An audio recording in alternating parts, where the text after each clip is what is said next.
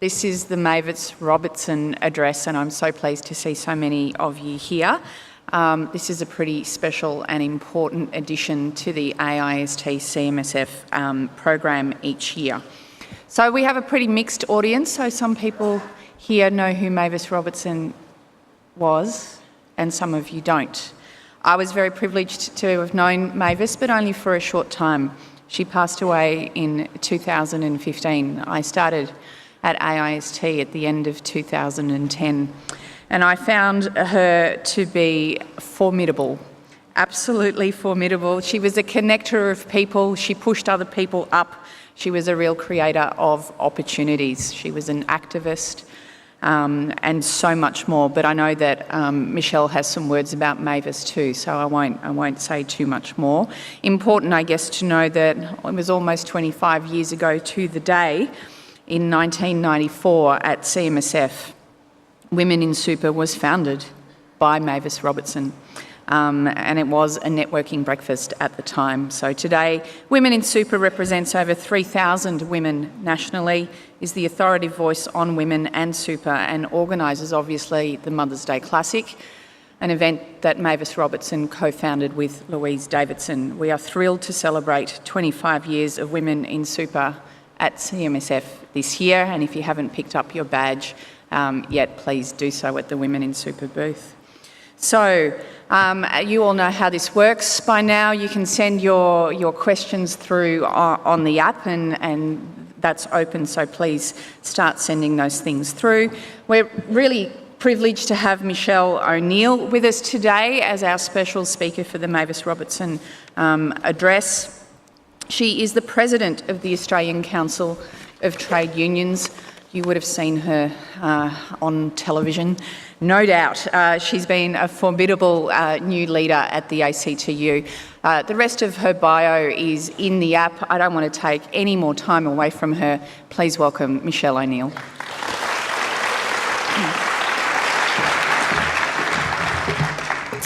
Thanks, Eva, and I want to begin by acknowledging the traditional owners of the land we're meeting on today, the Yugambeh people. Pay all my respects to the elders past and present, and it always was, and it always will be Aboriginal land. And I want to thank you for this great honour of giving the Mavis Robertson address to this conference. I, as a young woman in the trade union movement, didn't have the opportunity of working directly or closely with Mavis, but I definitely knew who she was. And at a time when there wasn't a lot of strong women leaders in our movement, she definitely stood out as one to be admired. I did have a strange connection with Mavis, which was for a period of time we had the same hairdresser, and whenever I would go to the hairdresser, Dean would tell me a lot about Mavis and what she'd been up to when she'd been in his salon. But he used to nearly always end by saying, "You know what? You're nearly as bossy as her." So, superannuation is no longer a prerogative of the rich. It's a right, no longer a privilege. Mavis Robertson's words upon the establishment of industry-based superannuation remind us of our purpose in coming together here at CMSF. It's not simply to accumulate wealth, it's to ensure that superannuation is a right for all working people. And that as a right for all, we ensure that it always works in the best interest of all. Mavis Robertson was a giant who spent her entire life working to make life better for working Australians. Robertson was intelligent, charismatic, cantankerous, articulate, clear-minded, a strategic thinker, and a hugely successful organiser. She played a part in founding AIST, helped establish this conference, was part of the team that set up the Australian Council of Superannuation Investors, and conscious of the inequity in our super system for women, Robertson was a founder of Women in Super. Mavis Robertson was a pioneer in super. She led the merger of BUS and AUST to create CBUS, of which she was the first CEO and later chair. And of course, we at the ACTU never forget that she was our first national coordinator for industry superannuation. But Mavis Robertson was also an activist. She was active in the anti-apartheid and anti-war movements. She established People for Nuclear Disarmament at the height of the Cold War. As both the USA and the Soviet Union rattled their sabres, Mavis travelled 24,000 kilometres around Australia in a double-decker bus and educated over 40,000 people about the dangers of nuclear weapons. Mavis Robertson was the founder of the Mother's Day Classic, an early initiative to raise awareness and funds for breast cancer research, and which has raised more than $24 million since its inception.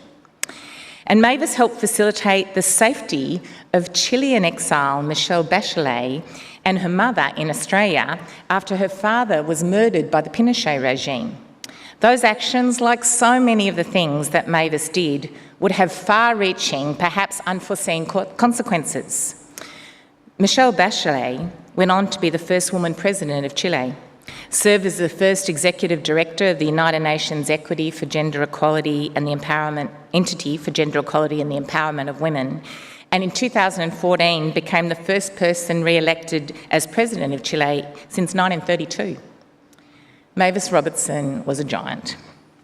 And while she helped create much of our current superannuation system, we can see by her actions that she knew, as we know, that it is, like all systems, requires vigilance, stewardship, constant work, updating and improvement.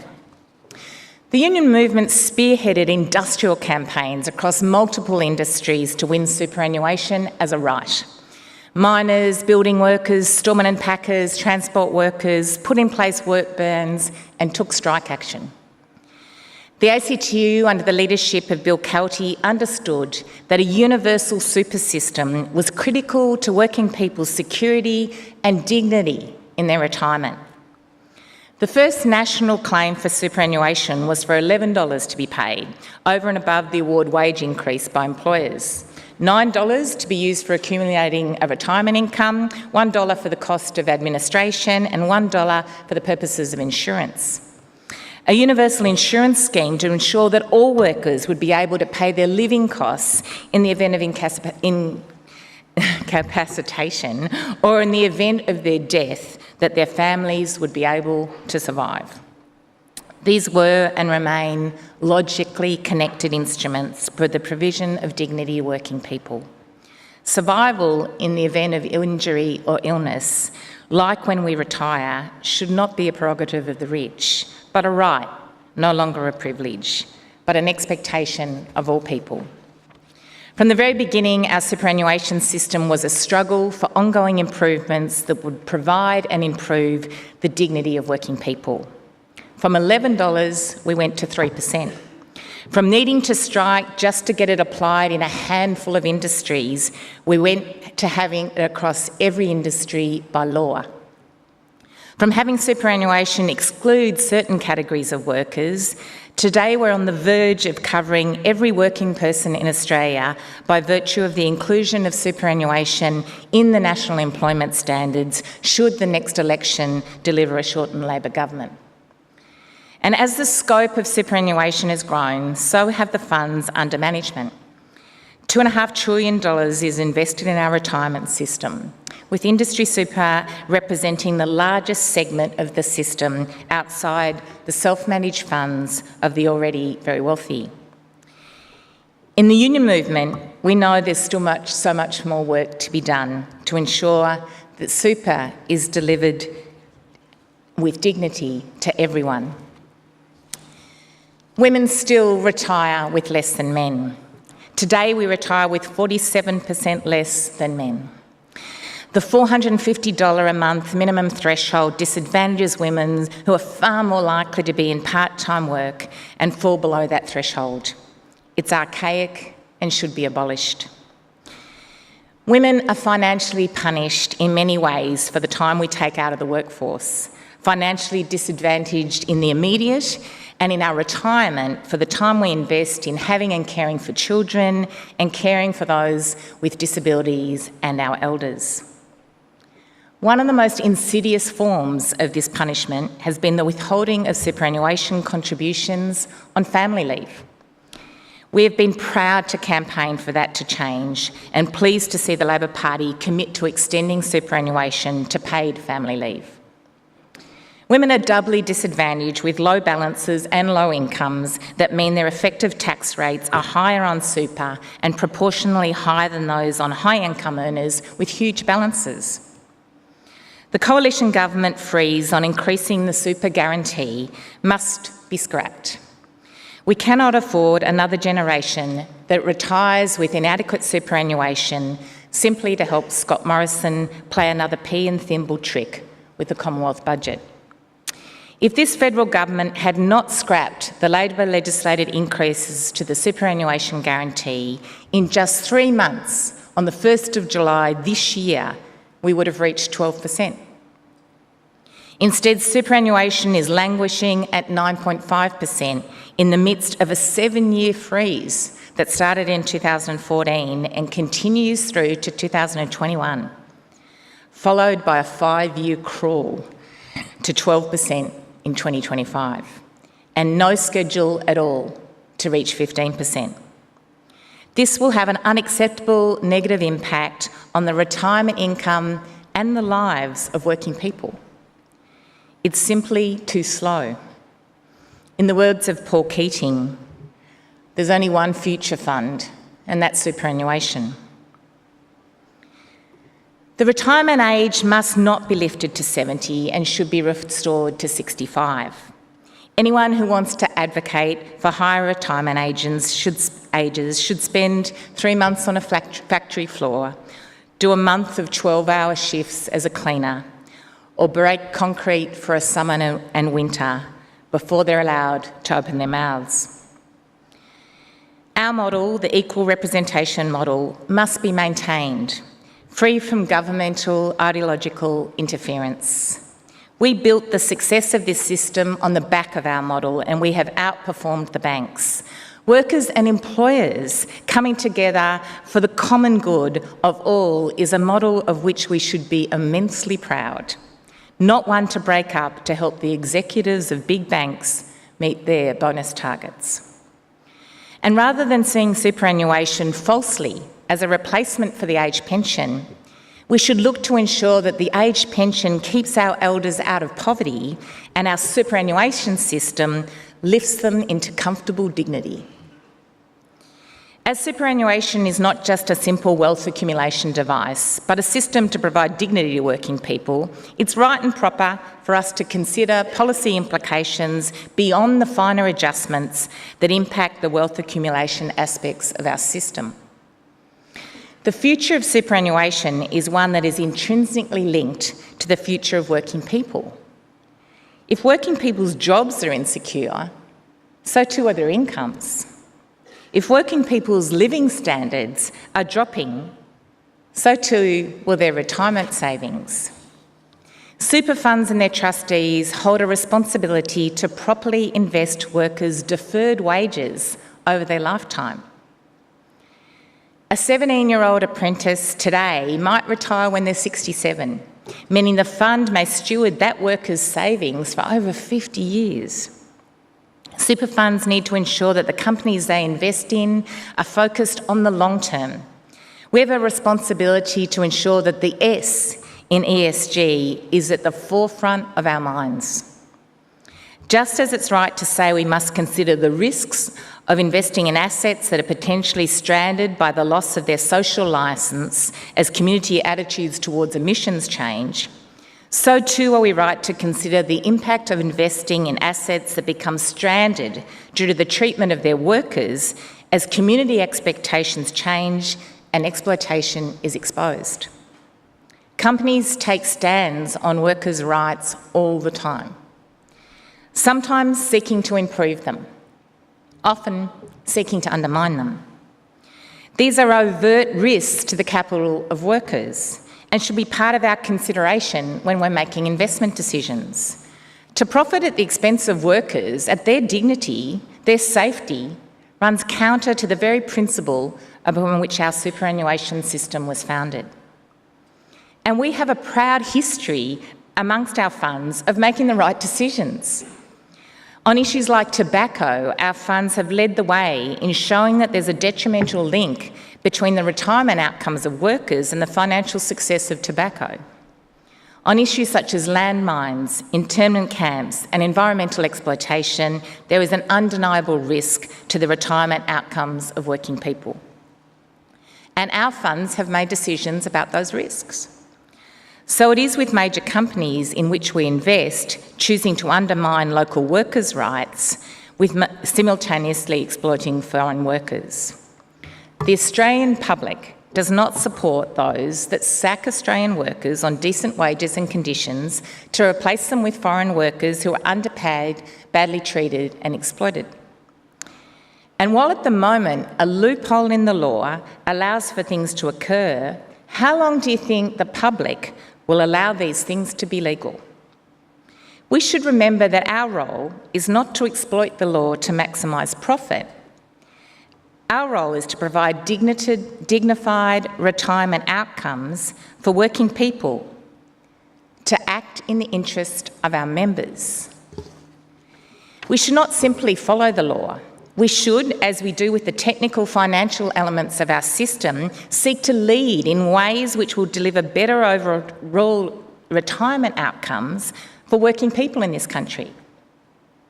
We know that workers in full-time, secure, ongoing employment accumulate more superannuation than workers who have breaks in their employment and who are in casual, contract and labour hire jobs.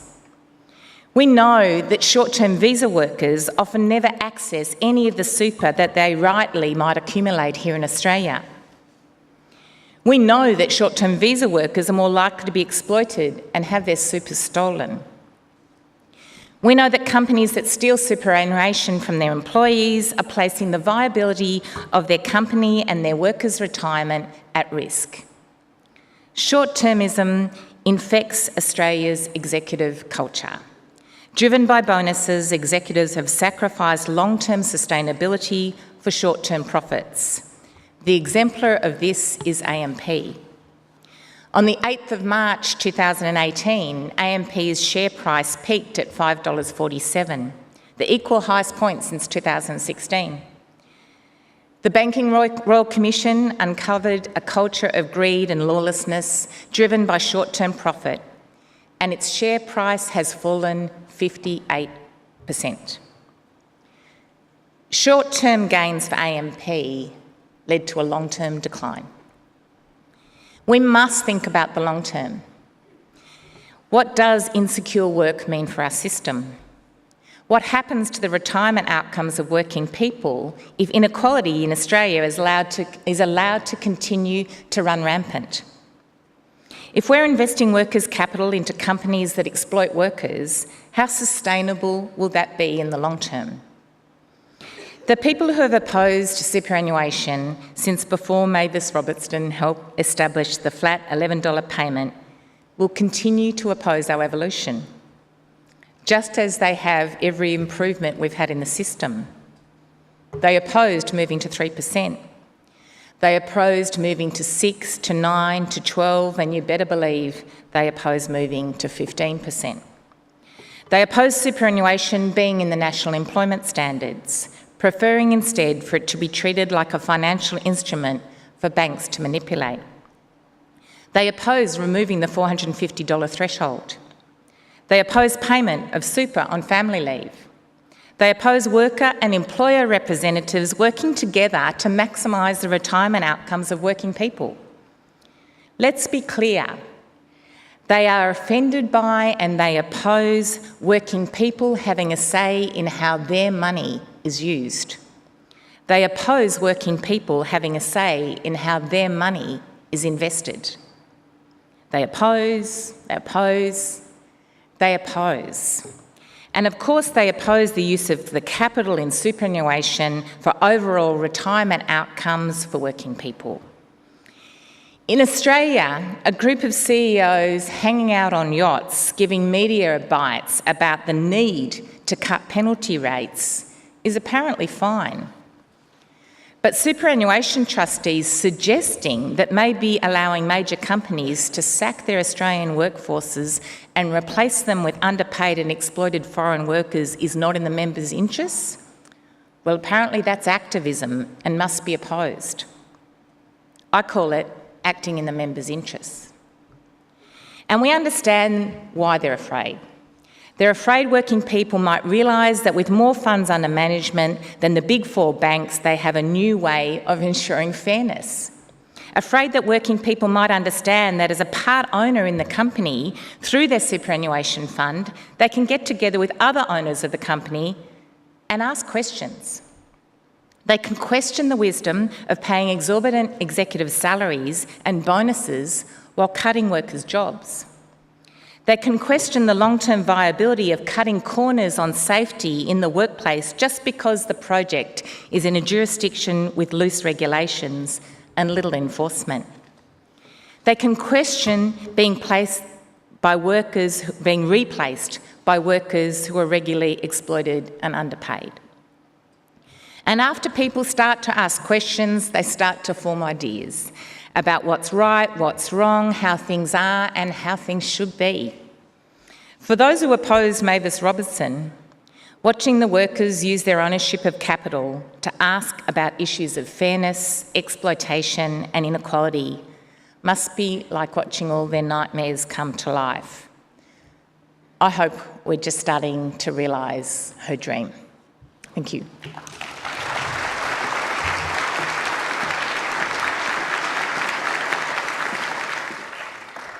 Thank you, Michelle. You covered a lot of ground there, so there must be lots of interest and lots of questions, so please keep sending them through. For those of us that knew Mavis and that remember her, when we hit a time of struggle, of having to make a difficult decision, having to take a stand on an issue that you feel a bit uncomfortable about, that you think, do I really have the energy to start this fight? Those women say, what would Mavis say? So you brought up the coalition government. So when you look at the lack of gender equality in the ranks of the Liberal Party, what would Mavis say? Well, I mean, my comment about the time when Mavis was instrumental in forming industry super was a time when the Australian, to be very frank with you all, the Australian trade union movement also had a problem in terms of the representation of women at a leadership level. So I suppose I speak from knowing that nothing's impossible, that it does require determined effort, and I think it also requires structural change. You can't just assume that change will happen. Because we know when we look at the Liberal Party, but many other institutions as well, is if you just leave it to the vagaries of we'll get there one day, you don't get there. So what I know when I see organisations that have substantially changed the representation and the power of women within them is that they have made structural changes. So in our case, we did things like change the rules of the ACTU to ensure that we had 50% representation of women on our executive. Now, that didn't fix everything, and there's still a long way to go. I'm not suggesting that we don't have more work to do. We do. But when you look at that, there is, we're now led by 2 women, and that is a remarkable thing that you would not have thought would have happened probably even a decade ago, let alone 25 years ago. And when I look at representation of other political parties, and you look at Labor, for example, I know that it was the introduction of specific quotas and requirements in rules and constitutions and structures that eventually led to the critical mass you've got now. So I think probably she would have said it a lot sharper than I just did, but I think Mavis would have said that you need to change the rules. Fair enough. So the gender pay gap is obviously a big area of inequality, and if you're talking about the pace of change being too slow, isn't it like 202 years or something? If we leave things to their own devices for us to get there. We'll be long dead either. Yeah, I hope so. I hope so. Although I would like that problem fixed before I die, and preferably much sooner rather than later. So what can the union movement do? What is the union movement doing in order to close the gender pay gap? Well, I think it's actually at the core of the campaign we're running at the moment. Sometimes in the past we've looked at campaigns and the issue about what happens to women workers and issues around gender and pay equity are a sort of add-on at the end. I'm pleased to say that's not the case in the current Change the Rules campaign. At its core are issues that are designed to do something about the gender pay gap, and a couple of examples of that are wanting to change the Fair Work Act in a way that we can actually have better pay equity principles. Some people will know that the current rules do not allow for effective pay equity cases to be run, and have this notion of a male comparator still within the law, which of course means that it locks out many feminised industries where the majority of women are, just have not been able to effectively use that law to be able to argue for improvements and a lift in equal pay, or any steps towards equal pay at all. So we need to change the principles that exist in the Act so we can have proper investigation of the value of work that's not tied to that notion that you have to compare it to men. When you think about the pay of early childhood educators, people who do some of the most important work in the world, I reckon, hardest work in the world, I couldn't do it, and how low those childcare workers are paid, it is a disgrace. But that is part of the problem. We haven't been able to value it properly. The other thing that's critical to doing something about equal pay and closing the gender pay gap is, I think, realising that the enterprise bargaining system is shrinking and that there's fewer workers covered by it, and so having a system that allows workers to bargain in sectors or across multi-employer, particularly in sectors like the one I just mentioned, is a really good example. If you don't have the funding body in a room, if you're working in the community sector, say with homeless people, and you're trying to bargain by sort of refuge for a lift in pay, then of course you're never going to deal with getting a fair pay increase. So having a different system in place for bargaining. The other thing I'd say is that it's also really important to introduce a living wage. It's women who are predominantly on the minimum wage and award dependent. So having the notion of a living wage introduced into our wage setting system is critical. And of course in super, we think putting it in the NES is a really critical issue, and the other things I mentioned. Okay.